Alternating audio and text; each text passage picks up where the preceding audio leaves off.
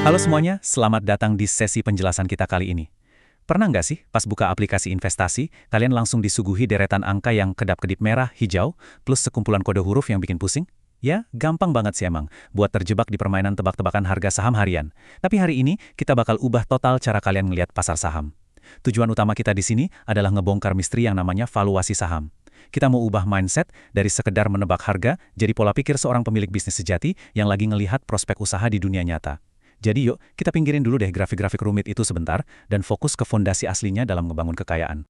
Oke, mari kita langsung masuk ke bagian pertama, membeli bisnis bukan sekedar saham. Nah, coba deh, saya pengen kalian lupain pasar saham apa Wall Street sepenuhnya buat sekarang. Bayangin aja ada sebuah bisnis laundry kiloan di ujung jalan rumah kalian yang laris manis, dan si pemiliknya lagi nawarin buat ngejual bisnis itu ke kalian. Pas kalian lagi duduk santai ngopi bareng dia, pertanyaan paling krusial yang pasti kalian tanyain sebagai orang bisnis adalah, berapa lama sih sampai modal saya bisa balik? Ini insting yang natural banget kan? Kalau kita mau ngeluarin uang tabungan hasil kerja keras, pasti kita pengen tahu kapan uang itu balik lagi ke kantong lewat keuntungan bisnisnya. Waktu balik modal itu kuncinya. Biar lebih gampang, mari kita pakai angka beneran. Katakanlah si pemilik laundry ini minta harga 100 juta rupiah buat ngelepas usahanya. Terus kalian nanya, berapa sih untung bersihnya setahun? Dia pun ngasih lihat catatannya. Laba bersihnya dapat 10 juta rupiah per tahun. Nah, otomatis otak kita langsung hitung kan? Kalau kita bayar 100 juta hari ini, dan tiap tahun dapat 10 juta, matematika simpelnya, kita butuh waktu pas 10 tahun sampai investasi kita impas seutuhnya. Waktu balik modalnya 10 tahun. Nah, simpan dulu ya angka 10 ini di kepala kalian. Sekarang, bayangin di blok sebelah ada laundry B. Untungnya sama persis loh, 10 juta setahun, pelanggannya sama, mesinnya juga sama. Tapi, si pemiliknya minta harga 200 juta rupiah. Wah, kalau dihitung-hitung, waktu balik modal laundry B ini jadinya 20 tahun dong.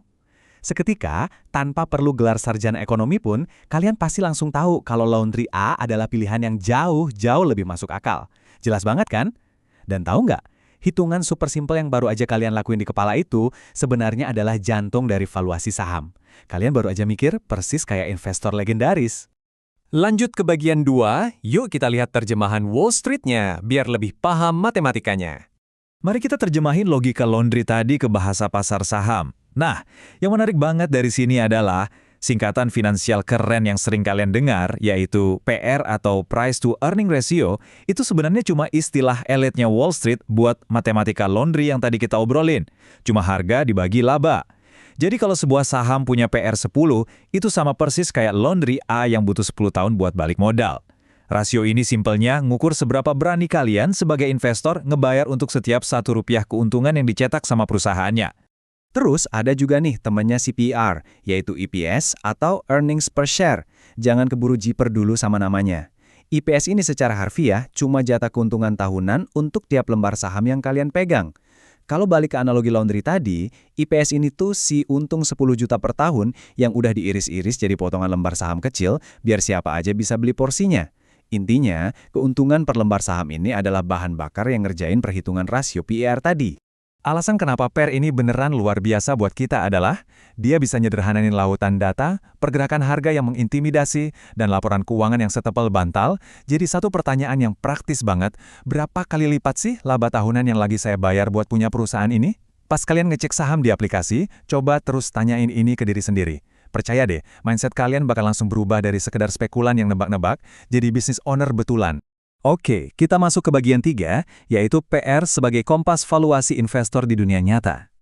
Sama kayak kapten kapal yang butuh kompas di tengah laut yang luas, kalian juga butuh pegangan buat navigasi ribuan saham yang ada di market. Nah, PER inilah kompas kalian. Kalau kita bedah angkanya, biasanya ada 2 sisi nih. Pertama, PER rendah, sebutlah di bawah 10. Ini biasanya nandain saham yang lagi murah meriah, kayak laundry A tadi. Harganya masuk akal banget dibandingin keuntungannya. Tapi ingat, kadang ini juga berarti pasar emang lagi pesimis dan ragu bisnisnya bisa bertahan. Di sisi lain, ada PR tinggi, misalnya di atas 20.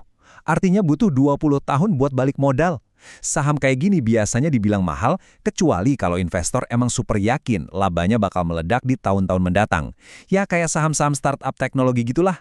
Jadi, poin krusialnya adalah, kalau kalian nemu perusahaan yang fundamentalnya solid, tapi TER-nya wajar dan cenderung rendah, selamat. Kalian mungkin baru aja nemu saham yang undervalued. Ini bener-bener kayak nemu laundry A tadi, dapetin bisnis cakep dengan harga diskon gede. Ini loh yang dicari-cari terus sama legenda kayak Warren Buffett. Nyari nilai asli bisnis yang orang-orang di pasar tuh belum pada sadar. Tapi sebaliknya, kalian harus ekstra hati-hati sama yang namanya overvalued. Ini tuh jebakannya laundry B tadi. Harga sahamnya di aplikasi mungkin kelihatan receh banget, misalnya cuma 500 perak per lembar. Tapi kalau perusahaannya nyaris nggak cetak untung, PR-nya bisa aja nyampe 100. Secara matematika, butuh 100 tahun baru modal kalian balik. Kalau kalian cuekin logika ekonomi mendasar ini, siap-siap aja ngebayar terlalu mahal buat sebuah bisnis. Masuk ke bagian 4, panduan praktis untuk aturan perbandingan yang setara. Pakai kompas PR di dunia nyata, itu benar-benar butuh yang namanya konteks. Kalian nggak bisa asal tempel angka PR. Dan ini ngegambarin satu aturan emas, aturan apples to apples, atau perbandingan yang setara. Kalau mau tahu bank BCA itu lagi murah apa enggak, ya bandinginnya sama bank Mandiri atau bank gede lainnya dong. Mereka main di lapangan yang sama dengan aturan yang sama. Tapi kalau kalian bandingin PR bank raksasa sama perusahaan startup teknologi, wah itu fatal banget. Bank itu stabil dan butuh modal gede. Sementara perusahaan tech biasanya jual ekspektasi pertumbuhan gila-gilaan di masa depan. Makanya pasar mewajarkan PR yang beda jauh. Intinya, konteks industri itu segalanya. Pada akhirnya, semua langkah yang kita obrolin panjang lebar dari tadi bermuara ke satu konsep ini aja. Valuasi. Valuasi yang beneran itu tutup telinga dari yang namanya kebisingan harian alias harga saham yang naik turun tiap detik di layar handphone kalian. Valuasi itu 100% cuma peduli sama logika bisnisnya. Bisnis ini nyetak untung berapa sih? Dan berapa harga yang pantas buat saya beli bisnis ini? Udah, itu aja proses sistematisnya. Mari kita lihat gimana semua ini ngebentuk pola pikir investasi kita ke depannya. Kalimat ini wajib banget jadi mantra kalian. Jangan sekedar beli saham karena harga nominalnya kelihatan murah, tapi belilah nilai ekonominya. Sering banget loh orang beli saham seharga gocap atau Rp50 dan ngerasa itu murah padahal perusahaannya lagi rugi bandar. Terus orang yang sama menghindarin saham harga Rp10.000 padahal perusahaannya lagi panen untung dengan PIR yang rendah. Ingat ya, kita ini nggak lagi beli tiket lotre digital, kita lagi ngakui sisi bisnis nyata yang beneran beroperasi, ngelayanin orang dan nyetak duit di dunia nyata. Jadi, sampai juga kita di penghujung sesi penjelasan kali ini. Dan saya mau ninggalin satu pertanyaan provokatif buat kalian bawa pulang. Coba renungin ini pas kalian ngecek portofolio kalian sendiri nanti malam. Selama ini, apakah kalian beli saham cuma gara-gara ngiler lihat harga nominalnya yang kelihatan receh? Ataukah karena nilai dan keuntungan bisnisnya benar-benar nyata? Mulai sekarang, yuk terapin kompas PER ini. Posisikan diri kalian sebagai pemilik bisnis sejati dan buktiin sendiri gimana keputusan investasi kalian bakal berubah selamanya. Terima kasih udah nongkrong bareng, terus semangat belajarnya, dan sampai jumpa di sesi berikutnya.